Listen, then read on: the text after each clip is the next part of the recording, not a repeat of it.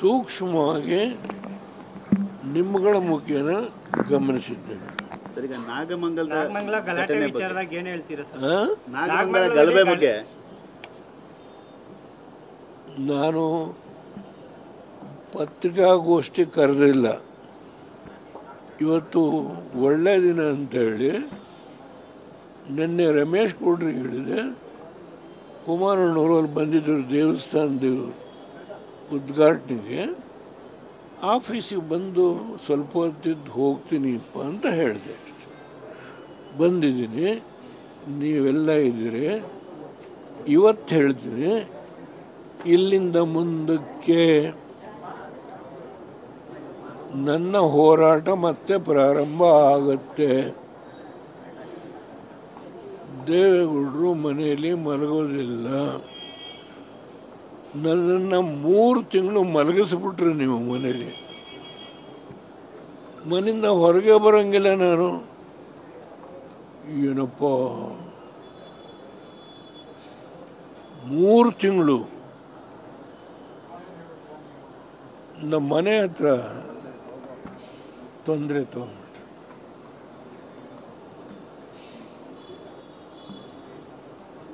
ನಾನು ಈ ದೇಶದ ಒಬ್ಬ ಅಷ್ಟೊಂದು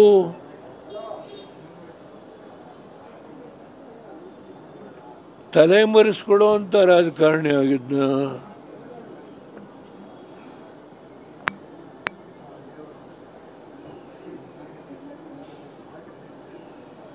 62 ವರ್ಷ ಶಾಸಕನಾಗಿ, ವಿರೋಧ ಪಕ್ಷದ ನಾಯಕನಾಗಿ, ಮಂತ್ರಿ ಆಗಿ, ಮುಖ್ಯಮಂತ್ರಿ, ಅಷ್ಟೊಂದು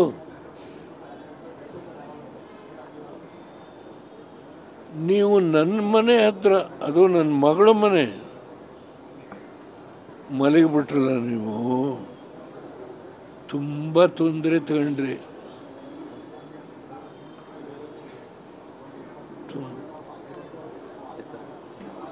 ತುಂಬ ನೋಡಿ, ದೇವೇಗೌಡ ಮಗದಲ್ಲಿ ಏನಾದರೂ ಬದಲಾವಣೆ ಆಗಿದೆಯಾ?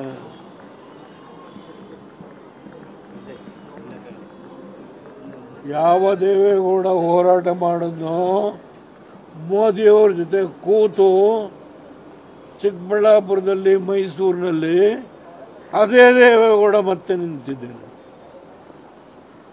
ಯಾರು ಮಾಡಿದ್ದಾರೆ ಗೊತ್ತು ನನಗೆ, ಏನು ಮಾಡಿದ್ದಾರೆ ಗೊತ್ತಿದೆ ನನಗೆ, ಈ ರಾಜ್ಯ ಹೇಗೆ ನಡೆಸಿದ್ದಾರೆ ಗೊತ್ತಿದೆ ನನಗೆ. ಕಾಲ ಬರುತ್ತೆ, ಹೋರಾಟಕ್ಕೆ ನಿಲ್ತಾನೆ, ಮನೆಯಲ್ಲಿ ಮಲಗೋದಿಲ್ಲ. ಇವತ್ತು ಪಾರ್ಟಿ ಆಫೀಸ್ಗೆ ಬಂದಿದ್ದೇನೆ. ಈ ರಾಷ್ಟ್ರದ ಪ್ರಮುಖ ಖಾತೆಯ ಜವಾಬ್ದಾರಿ ಹೊತ್ತು ಮಂತ್ರಿ ಆಗಿರೋ ಕುಮಾರಸ್ವಾಮಿ ಅವರು ಬಂದಿದ್ದಾರೆ. ಅವರು ಪ್ರತಿದಿನ ಬರಲಿಕ್ಕಾಗಲ್ಲ. ನಿಖಿಲ್ ಕುಮಾರಸ್ವಾಮಿಗೆ ಬಾಬು ಅವರಿಗೆ ಜವಾಬ್ದಾರಿ ಕೊಟ್ಟಿದ್ದಾರೆ.